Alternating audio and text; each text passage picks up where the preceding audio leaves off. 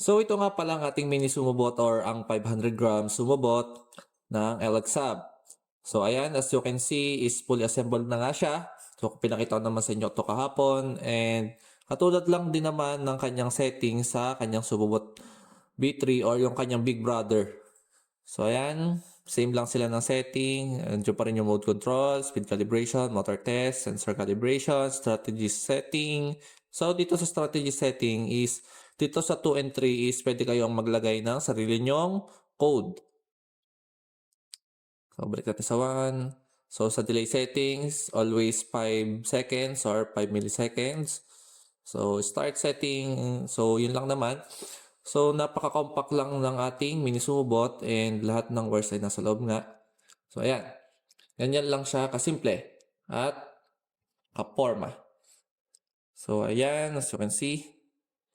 For more updates sa ating mini sumobot is stay tuned lang sa ating channel.